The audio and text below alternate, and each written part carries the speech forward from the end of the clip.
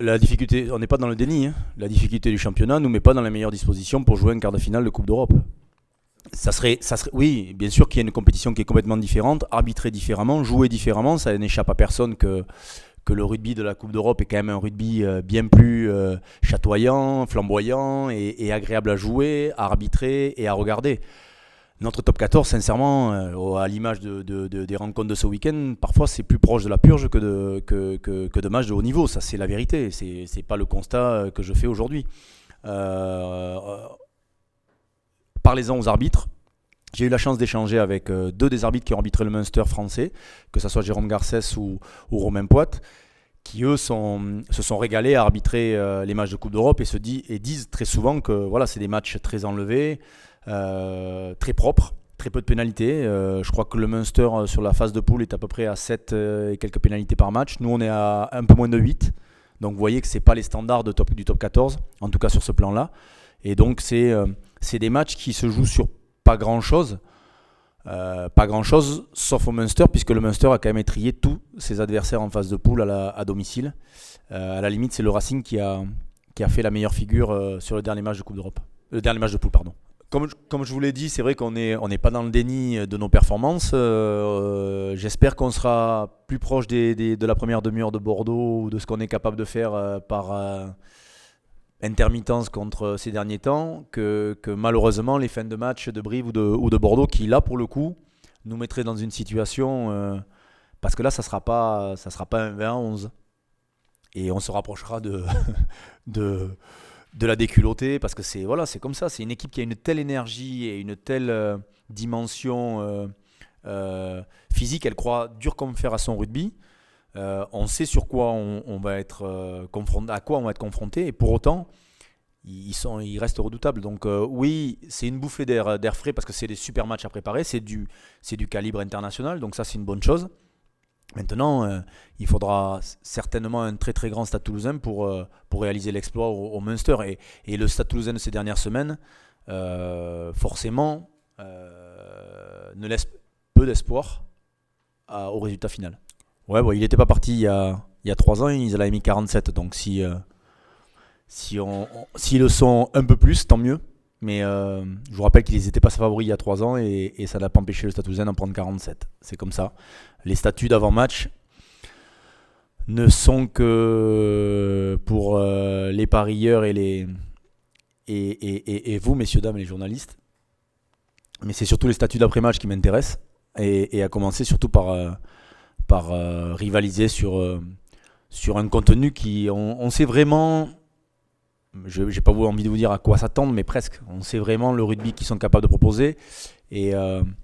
Et je crois que le Stade Toulousain a été marqué parce que le dernier quart de finale, comme pour un petit signe du destin, le dernier quart de finale joué par le club était au Munster, avait marqué quand même pas mal le club, notamment dans la période de 2014. Donc voilà, c'est oui, une équipe qui est favorite, ça je vous le dirai pas le contraire aujourd'hui.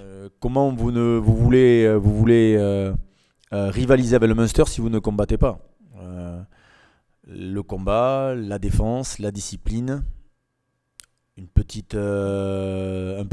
supplément d'âme, et puis après être en mesure quand même de jouer notre rugby parce que c'est bien beau d'avoir à endiguer les actions offensives adverses, mais il faudra quand même être en mesure de tenir le ballon. Et nous, on sait quand même qu'on est toujours un peu plus performant quand on tient le ballon plutôt que quand on le laisse à notre adversaire. Ouais, même plusieurs. J'ai eu la chance de les avoir assez régulièrement en poule avec Castres. Je crois qu'on était quasiment une des équipes qui se jouait dans les années fin des années 90 et début 2000. On s'est joué très régulièrement. La génération O'Gara, Wallace et toute la clique. Peter Cloessy. J'ai même joué contre le fameux pilier qui s'était fait mordre à l'époque.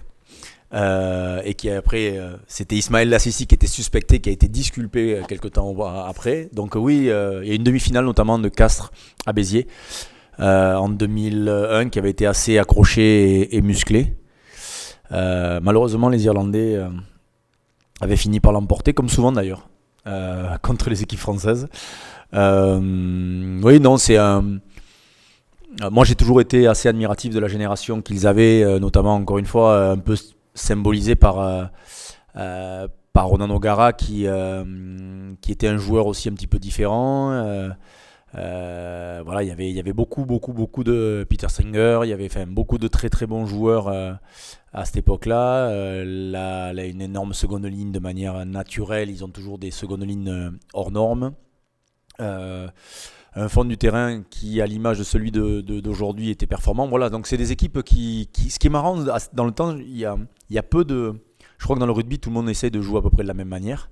Il y a peu d'équipes qui ont autant d'identité que celle du Munster. Alors nous, on essaye de l'avoir et c'est pas forcément le moment où je vais vous en parler le plus.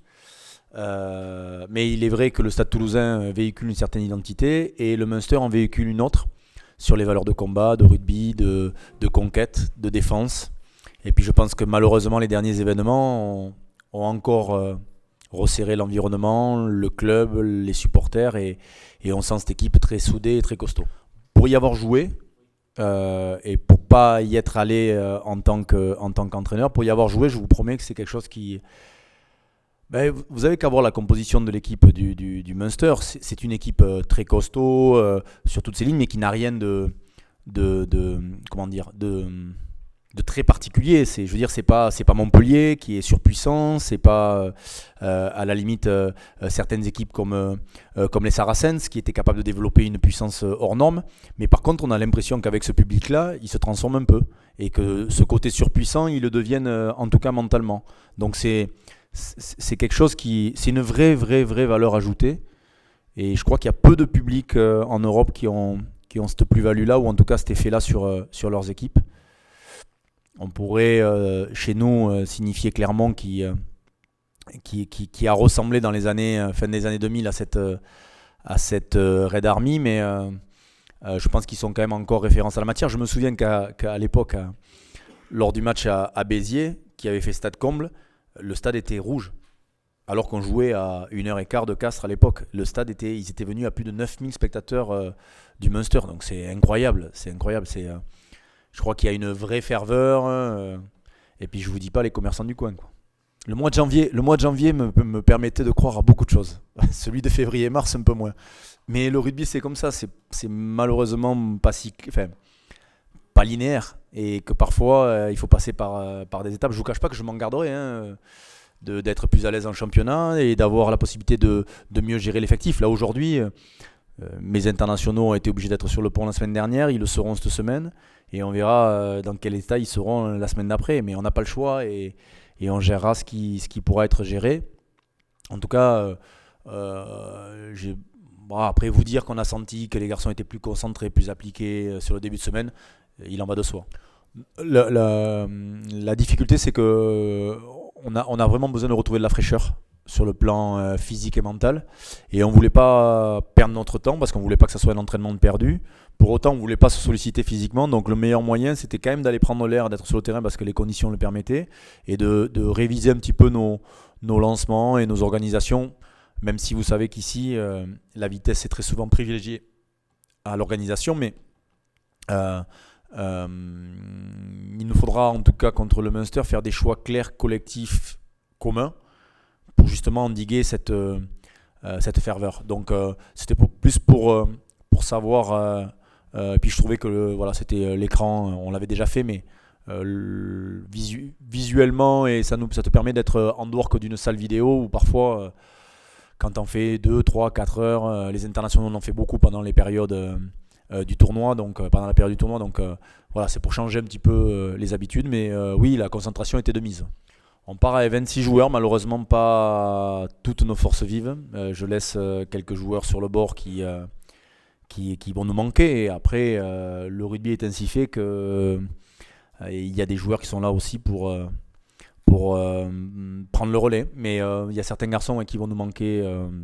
Je crois que c'est un secret pour personne, mais Yann David est d'ores et déjà forfait. Christopher Telofo a d'ores et déjà forfait.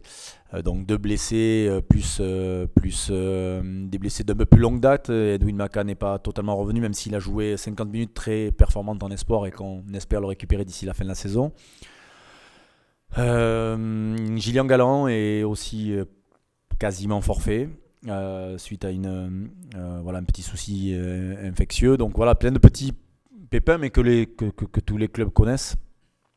Malheureusement, quand il arrive des échéances comme ça, vous avez envie de disposer de votre effectif au sens large. Le carton rouge de Toby, voilà, quelques commotions ici et là. Vous avez vu le visage de Florian Fritz. C'est pas la première fraîcheur voilà, il a joué 2 matchs où il a un peu chargé. Donc, on aurait aimé pouvoir garder un peu plus d'énergie, mais c'est comme ça. Il faut le jouer. Et sur ça, il y aura pas de problème. Sébastien Mézier a pris un gros choc au genou lors un peu du Money Time à Bordeaux. Et il s'est entraîné ce matin. Je ne peux pas vous dire que c'était de manière idéale. Surtout que j'ai perdu Sam Marquez la semaine d'avant.